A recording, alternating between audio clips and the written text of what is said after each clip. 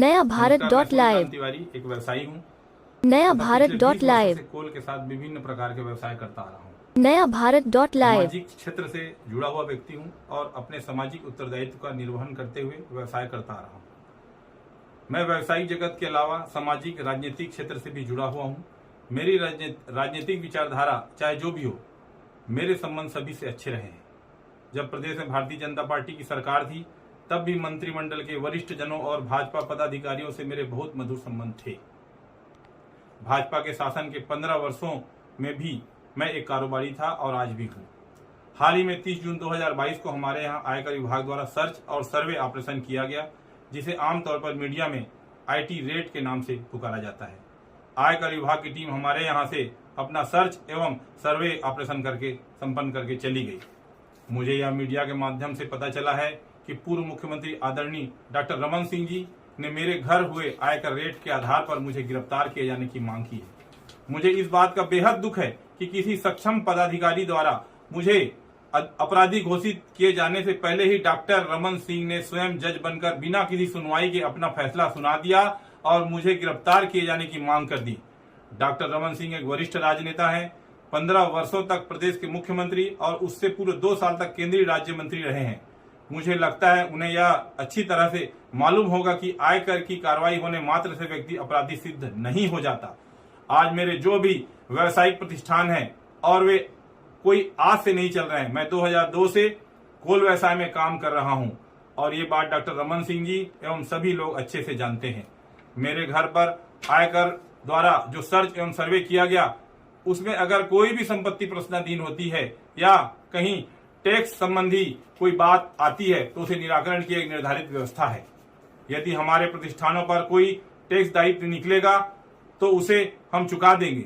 हम व्यापारी हैं, कोई अपराधी नहीं है। डॉक्टर रमन सिंह जी, फिर भी यदि आप मुझे अपराधी घोषित करके जेल में डलवाना चाहते हैं तो मुझे स्वीकार है, लेकिन जेल के जिस सेल में मैं रहूंगा उसके ठीक बाजू वाले सेल में आपको भी रहना होगा, क्योंकि आपका कार्यकाल भी कोई बेदाग नहीं रहा है।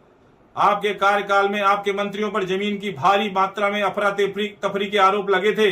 उसके लिए आपको भी जेल जाना चाहिए। आपके पुत्र अभिषेक सिंह उर्फ अभिषाक सिंह के नाम से पनामा पेपर्स रंगे हुए थे।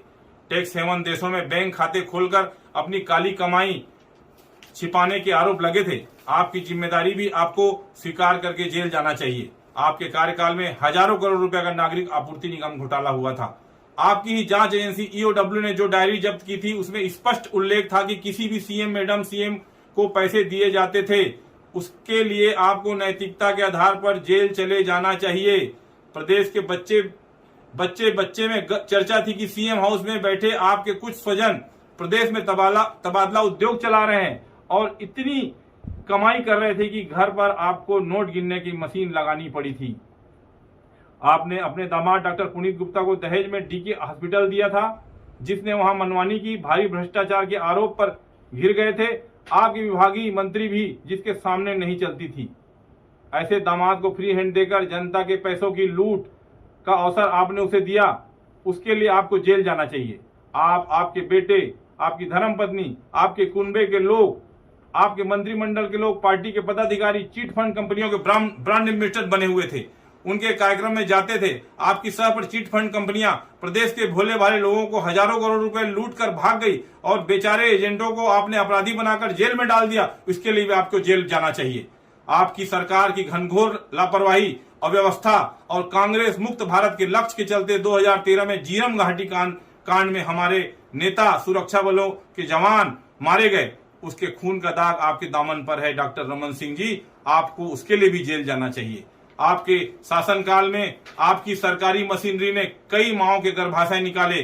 मोतियाबिंद के ऑपरेशन के नाम पर कई लोगों को अंधा बना दिया गया। झलियामारी जैसे कांडों में बच्चियों का यौन शोषण किया गया। उसके लिए भी आपको जेल जाना चाहिए। डॉक्टर रमन सिंह जी को अच्छी तरह से याद होगा कि उनके शासन काल में उनके करीबी व्यवसायियों पर भी आयकर के छापे की कार्रवाई हुई थी। उस हिसाब से उनके शासन काल में जितने भी आयकर छापे छत्तीसगढ़ में पड़े, उन सभी को जेल भेजा जाना चाहिए था। मैं मीडिया के माध्यम से डॉक्टर रमन सिंह जी से पूछना चाहता हूं कि जब आप प्रदेश में 15 साल तक सत्ता में थे, मैं उस समय भी व्यवसाय कर रहा था। आपसे, आपके मंत्रिमंडल के लोगों से, पार्टी के नेताओं से मेरे उस समय भी संबंध मधुर थे। क्या आपने या आपके किसी मंत्री ने मेरी उस समय कोई भी अनुचित मदद की थी? मेरे सभी से मधुर संबंध रहे हैं। न तो मैंने कभी उस समय किसी की सहायता ली और न आज किसी की सहायता ले रहा हूं। मैं एक स्वाभिमानी छत्तीसगढ़िया आदमी हूं। छत्तीसगढ़ की मिट्टी में मैंने जन्म लिया, मेहनत की रोटी कमाता हूं और सभी को अपना समझता हूं। मुझे अब बात समझ नहीं आ रही है, डॉक्टर रमन सिंह आयकर विभाग की इस कार्रवाई को क्यों राजनीतिक रंग देना चाहते हैं। मैं आपको बताता हूं डॉक्टर रमन सिंह जी क्यों इसे राजनीतिक रंग दे रहे हैं। 30 जून को आयकर विभाग ने हमारे यहां छापा मारा। आयकर की छापामार टीम ने हमारे यहां घर पर छापा बोला, हमारे घर के लोगों को भयभीत किया। आयकर की टीम को अधिकार नहीं होता कि वो सर्च एवं सर्वे की कार्रवाई के दौरान किसी से मारपीट करे, लेकिन मुझे आयकर टीम द्वारा मारपीट की गई। 3 दिन तक मुझे सोने नहीं दिया गया। मुझे बहुत प्रकार से मेंटली और फिजिकली टॉर्चर किया गया। आयकर टीम के अफसरों ने मुझ पर दबाव बनाया कि मैं किसी प्रकार से अपने व्यवसाय में मुख्यमंत्री सचिवालय की उप सचिव श्रीमती सौम्या चौरसिया का नाम जोड़ दूं, बयान दे दूं उनके खिलाफ। परंतु जब मेरे किसी भी व्यवसाय से उप सचिव सौम्या चौरसिया जी का कोई संबंध ही नहीं, तो मैं ऐसा झूठा बयान कैसे देता। श्रीमती सौम्या चौरसिया से मेरे पारिवारिक संबंध है। उनके घर के सभी लोग मुझे जानते पहचानते हैं। उनसे मेरी बीच बीच में टेलीफोनिक बात भी होती है। मैं जब कभी जनता के काम करवाने के लिए मुख्यमंत्री कार्यालय जाता हूं तो कई बार मेरी उनसे भेंट और मुलाकात होती है। श्रीमती सौम्या चौरसिया अकेली अधिकारी नहीं है जिनसे मेरे अच्छे संबंध है। प्रदेश के भाजपा शासन के और वर्तमान शासन के अन्य अधिकारियों से भी मेरे संबंध हैं। श्रीमती सौम्या चौरसिया मेरे घरेलू संबंध, सामाजिक संपर्क है। मेरे व्यवसाय से उनका दूर दूर तक कोई संबंध नहीं है। परंतु आयकर विभाग वाले किसी भी तरह से मुझे साम दाम दंड भेद से यही कहलवाना चाहते थे। इसलिए उन्होंने मुझे प्रदेश में सत्ता परिवर्तन करके मुख्यमंत्री बनने तक का प्रस्ताव दिया।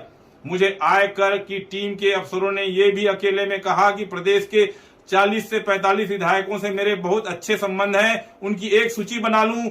बाकी विपक्ष के विधायकों के सहयोग से प्रदेश में सत्ता पलट हो जाएगी और आपको मतलब मुझे छत्तीसगढ़ का एकनाथ शिंदे बना देंगे। इसके लिए मुझे अपने व्यवसाय से श्रीमती सौम्या चौरसिया का नाम जोड़कर बयान देने कहा गया, जिससे मैंने साफ इनकार कर दिया, जिसके कारण हमें आयकर वालों ने इतना टॉर्चर किया। मैं एक व्यवसायी हूं। लोकतंत्र में और इस देश के संविधान में, इस देश के कानून में मेरा पूरा विश्वास है।